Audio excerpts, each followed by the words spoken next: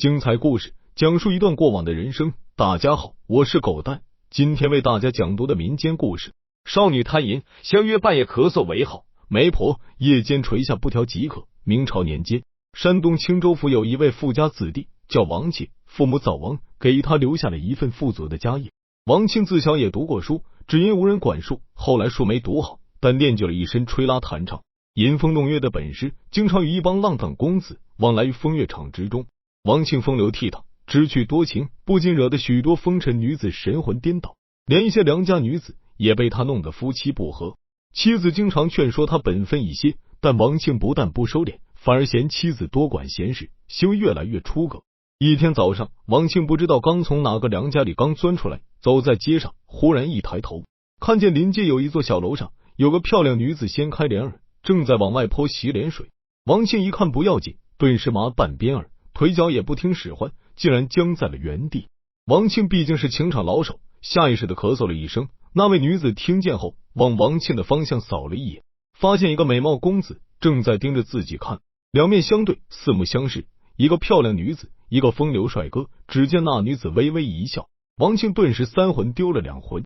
只因为楼上楼下相隔，两人不便说话，王庆当时插翅飞上去的心都有。正在这时，楼里走出一位中年男子，王庆急忙回避，等他再往楼上看时，窗户已经关上，再也看不见那位女子。王庆又在下面走来走去，指望能再看那位女子一眼，可是再也没有了下文。王庆只好作罢，继续找地方寻欢作乐。可是今时与往日不同，不管身边的女子多么漂亮，不管节目多么精彩，王庆始终打不起精神，心思都在刚才那名女子身上。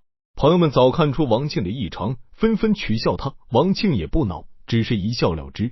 好不容易挨到酒局结束，王庆又从原路返回，只盼望能再看那女子一眼。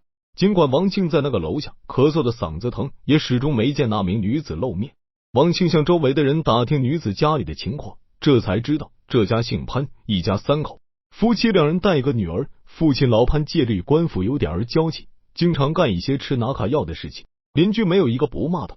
老潘的女儿叫香秀，刚好16岁，不仅人长得漂亮，而且还没有出嫁，在这一带很有名气。王庆打听明白后，便准备回家，不经意的又望了一下那扇窗户，只见那女子不知道什么时候已经站在窗前，一直在注视着自己。两人眉目传情，感觉心里都有些意思。从此王庆便经常在香秀楼下转悠，而且都是以咳嗽为号，有时见一面，有时见不上。但是因为老潘太霸道，两人一直都没有找到合适的机会。一天夜里，王庆在家里特别烦躁，就想一个人出去转转，不知不觉的走到了香秀的楼下。而香秀此时正好也倚在窗前，抬头赏月。王庆轻声咳嗽一下，香秀在上面看得清楚，两人会心一笑。王庆赶紧从袖中取出一个香囊，往上投去，正好被香秀接住，看了一眼便藏在衣服里。香秀身上没有带什么东西，只好脱下一只绣鞋扔了下去。王庆接住一看，小巧可爱，欣喜异常，两人互相打了个手势。正当热闹的时候，只听见香秀的父母在喊他，便匆忙把窗户关上了。王庆回家后，自己回到书房休息，拿出那只绣鞋在灯下把玩，脑子里闪出一幅幅景象，心中想到这事儿需要有个人从中牵线搭桥，设法上楼才好。如果只是这么凭空磨牙，眼饱腹饥，谁能受得了？左思右想，王庆想出一个计策，这才安心的睡下。第二天，王庆带上银子，便走到潘家附近，在一家茶馆里坐下，正好能观察潘家的动静。事情就是这么巧，王庆看见一个卖婆手里提了个小篮子进了潘家，过了有半个时辰，才从里面乐呵呵的走出来。王庆赶紧追了上去，近前一看，这位卖婆不是别人，正是走街串户的王婆。名义上是个卖花的，实际上是借此说媒拉皮条，因此谁家的门都能进，谁家的事都满而清。王庆把他叫住，说：王妈妈，最近怎么不常到我家里走走？我们家里那些女眷都等着你的花儿呢。王婆说：我早就想去拜会大娘，可惜最近总有些琐事，一时绊住了身子。两人边说边走到了王婆的门口。王婆有个儿子叫王猛，在家里做屠宰生意，为人粗暴，酗酒成性，有时坏脾气一上来，对王婆非打即骂。王婆请王庆到家里坐一坐，王庆却忌惮王猛的为人，不敢进去，说道：王妈妈，能不能找个地方借一步说话？王婆一听，说：我先进去放一下东西。过了一会儿，出来问道：大爷有什么事情？尽管说。王庆把他请到一个酒楼上，点了好酒好菜，对王婆说：“我有一事要麻烦妈妈，只怕你做不来。”王婆笑道：“不是我夸口，在这一带还没有我不知道的事情，更没有我想办却办不成的事情。有事情你尽管说，包在我身上。”王庆说：“如此便好。”于是把身子探上前去，低声说道：“我遇到一个漂亮女子，对我有些意思，可惜没有人从中牵线，一时间难以上手。听说王妈妈与她家里最熟，特意把你找来，去帮我知会一声。如果此事成了，我绝不会忘记你的恩情。今日我先给妈妈10两银子作为定金，事成之后，我再奉送20两。”说完，便掏出10两银子。王婆眼前一亮，说道：“银子是小事，你先告诉我是哪一家的姑娘。”王庆把银子往他面前一推，说道：“正是潘家的女儿香秀，你与她熟悉吗？”王婆说：“原来是那个闺女，我平时见她一本正经的，听说还是个雏儿呢，不像是要出来打野食儿的。她怎么着了你的道儿？”王庆把自己如何遇到他如何送自己绣鞋的事情告诉了王婆。王婆说道：“这个事情可不好办。”王庆急忙问：“怎么了？”王婆说：“他家的老子太凶，家里除了他们3人，再也没有一个闲人。平时家里管得严，不好进他的家门了。这个我还真不敢打包票。”王庆说：“刚才你还说没有办不成的事呢，怎么现在往后缩了？难道是嫌我银子给的不够？如果你能把事情办成，我再多给你2匹好不了。”王婆见了白花花的银子，心里早已动了火，想了一会儿，说道：“如果你是真心想做成，我便替你去试一试。如果成了，是你们2人的缘分；如果不成，也不要怨我无能。这银子你先收起来，等事情办得差不多了，我再来找你要。只不过那只绣鞋要先给我，我带上它，好去做个话头儿。”王庆说：“你不收银子，我怎么能放心？”王婆就等这句话，说道：“既然如此，那我就先收下。如果事情不成，我再退给你。”王庆把绣鞋从衣袖里拿出来，递给王婆。王婆仔细看了看，说了句妙，然后连银子带鞋都收了下来。2人又喝了几杯酒，便一起出门了。临别时，王婆嘱咐道：“此事性急不得，待我慢慢为你谋划。”王庆说：“好饭不怕晚，只求妈妈用心，静候佳音便是。”且说香秀自从见了王庆之后，竟唤起了相思病，整天茶饭不思，心想：我若是能嫁这样一个人，也不算白活一世。但不知道他姓甚名谁。那天晚上，香秀得了王庆的香囊，恨不得当时跳下楼去，与他一走了之。此后没事儿的时候，便把那个香囊拿出来把玩，对什么事情也都不上心。这一天，香秀又在家里犯花痴，忽然听到楼下有人说话，走到楼梯口一看，正是卖花的王婆，便赶紧招呼他上楼。2人见面之后，寒暄了半天，又看了半天的花儿。香秀从他的篮子里选了几枝花，付了银子，突然看见底下有个红绸包儿，香秀特别好奇，便问王妈妈：“这是什么？”王婆故作神秘道：“这是一个要紧的东西，你可看不得。”香秀是个小孩子脾气，说道：“怎么看不得？我偏要看。”说完便上去抢。王婆假装躲避，却故意露了个破绽给他，让他把红绸包抢在手。香秀笑着打开一看，顿时傻了眼，原来正是那天晚上他送给王庆的那只绣鞋，瞬间脸长得通红。王婆顺势把鞋抢过去，说道：“别人的东西你只管乱抢。”香秀假装不知，说道：“只是一只绣鞋而已，有那么珍贵吗？还神神秘秘的。”王婆说：“你是觉得没什么，但有人却把他看得比命还重，让我四处寻访配个对儿呢。”香秀知道是那人来让王婆通风报信，心中欢喜，便也不好再隐瞒，取出另一只绣鞋来说道：“妈妈，我这里倒是有一只，正他与他是一对儿。”王婆说：“鞋是对上了，可人怎么办呢？”香秀害羞的低下头，说道：“这件事情既然妈妈都知道了，我也无需隐瞒，正好借此问个明白，那个人是谁？平时是做什么的？”王婆把王庆好好的夸奖了一番，说道：“那位官人叫王庆，为人潇洒多情，家里财产颇多，现在整天对你念念不忘，茶饭不思。听说我与你熟，特意让我来与你报个信儿。可是怎么把他放进来呢？”香秀说：“你是知道的，我父亲特别严厉，管得又死，晚上熄灯之后都要来我房里照一遍才肯下去休息，怎么办呢？你有什么办法吗？”王婆干这种事情特别在行，说道：“办法倒是有一个，你晚上早些睡，等你父母查完房之后，依旧以咳嗽为好，然后把几匹布揭下来垂下窗户，让公子沿着布条爬上来便是。到了5更时分，在原路返回，这样岂不是神不知鬼不觉？”香秀一听，高兴道：“妈妈，那他什么时候过来？”王婆说：“你先别急啊，今天晚上肯定不行，我得回去告诉他，让他准备一下。你把这些也给我吧，我以此为信物，回去向他知会一声，就明天晚上吧。”香秀说：“这样最好，等他明天晚上过来的时候，正好把2只鞋都带给我。”两人又假装聊了一会儿，便散了。你说王婆这种人吧，害个武大还不够，连这种良家女子都要害，这种人真是祸害。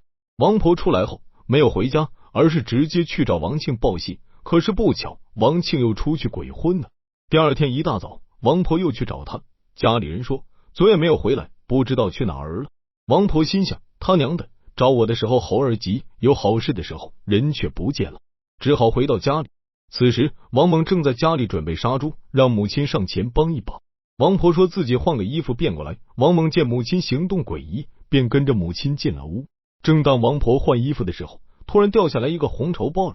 王猛是个见钱眼开的人，以为是银子，便捡起来查看，只见里面是一双绣鞋，有些失望，又看了2眼，叹道：“谁家女子长一双这样的好脚儿，肯定是个有姿色的婆娘，若是能与她睡上一宿，也不枉此生。”正当王猛发愣的时候，母亲见他正在看那双鞋，连忙过来抢，说道：“赶紧把东西还给我。”王猛知道母亲惯做媒的，往后一闪，说道：“这鞋是穿旧的，却要用红绸包着，肯定有原因，你不告诉我，我便不还你。”王婆平时特别怕儿子，便把整个事情的来龙去脉告诉了他。王猛听母亲说了此事，心生一念，却假装惊道：“母亲，你怎么不早对我说，差点惹出大祸来？”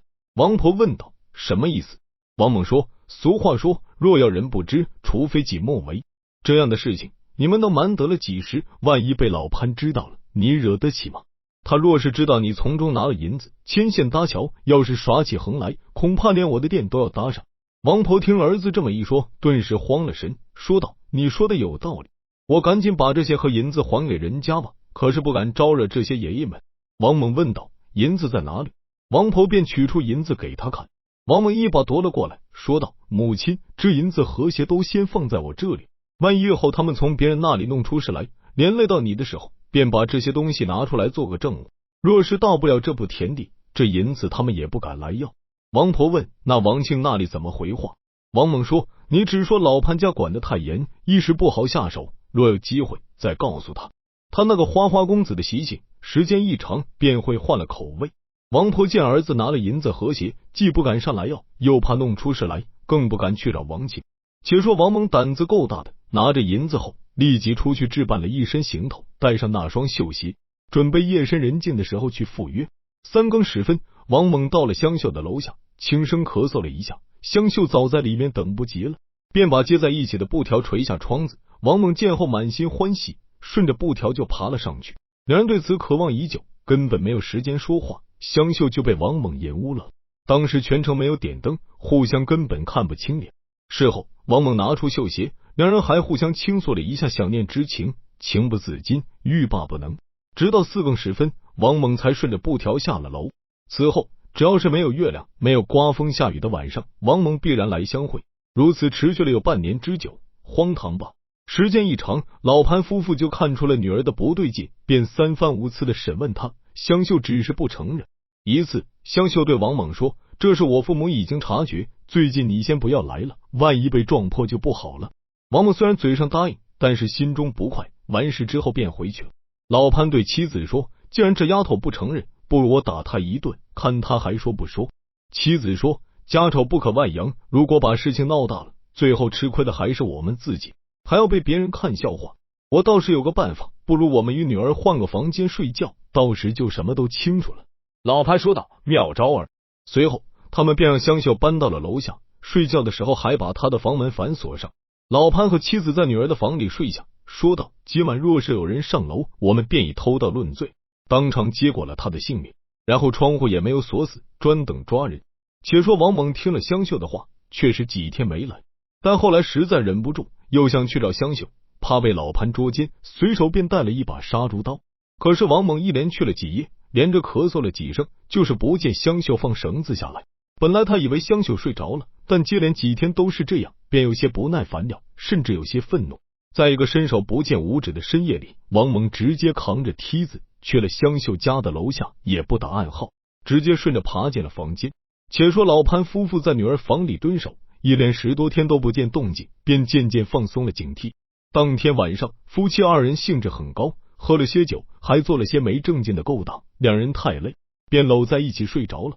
且说王猛摸黑到了床边，正要脱衣上床，只听见床上有2个人正在打鼾，心中霎时升起一股无名怒火，心想难怪不理我，原来是有勾搭上别人了。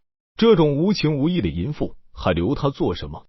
随后取出杀猪刀，一刀一个，结果了2人的性命，然后把血擦干净，顺着梯子下楼，扛起梯子就往家里跑。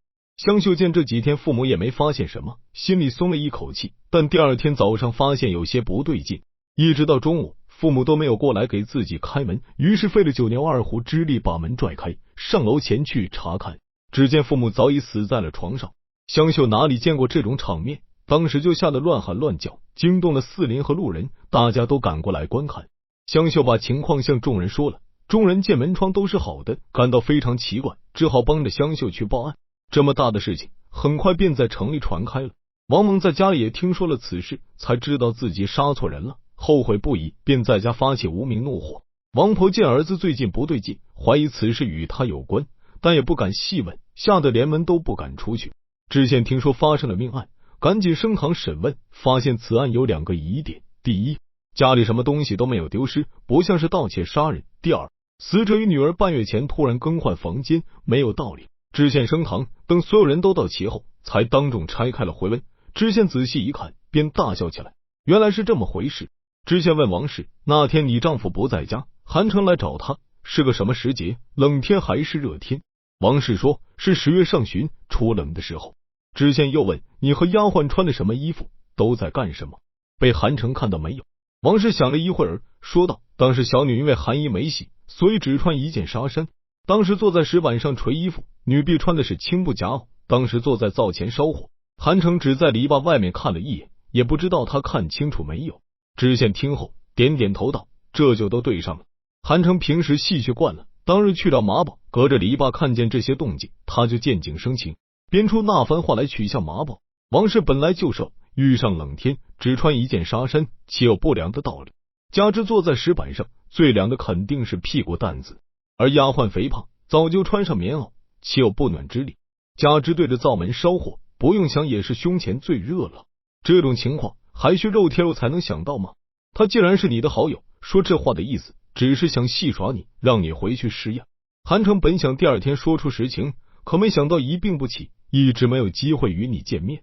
而他得病也是因为喝了冷酒又脱衣服的缘故，犯的是伤寒，只是被庸医所误，误信人言，所以越治越重，最后给治死了。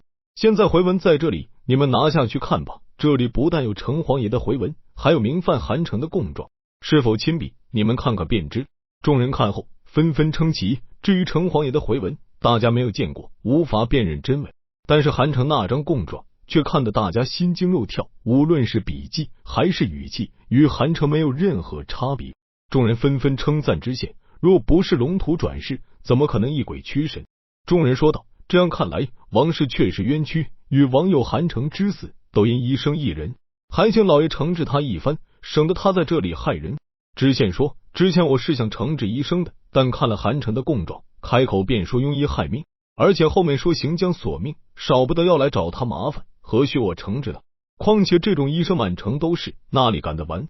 自从审了这桩奇案，知县名声大振，名号很快传入京师，不满3年便去了吏部。而那位庸医自从审了官司回去，夜夜梦神梦鬼，最后忧郁而死。却说马宝与王氏自从在公堂上完聚之后，夫妻更加恩爱，3年之中连生2子。一天，王氏对马宝说，我当初那件冤枉事虽然是官府推断，但也幸亏城隍爷显灵，方才给我们平冤，我们应该备些祭品，同去拜谢才是。马宝说，我也有此意，连儿子们也一起带过去。到了庙里，当初掌钱的道士还在那里，见他们拜的虔诚，却在一旁冷笑，弄得马宝心里发毛。马宝疑心起来，扯住他问起之前的事，道士无奈，只好把实情说了。只见道士说，当时城隍回文之事，都是知县一手导演，明令不让道士外泄此事。现在知县已经离开此地，而且马宝与妻子也十分相得，道士才敢说出实情。马宝夫妻听后，如梦初醒，如睡初觉，但还有些半信半疑。他们觉得哪有做官的这么为老百姓着想的，而且做得这么严密，一点马脚都不漏。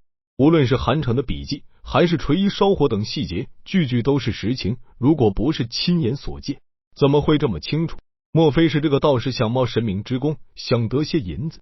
还是不要信他的，此事就放下了。又过了3年，马宝中了进士，在京城偶然遇到包知县，当面向他致谢，寒暄一番后，便聊起当年之事，并问起知县是如何将此事做得滴水不漏的。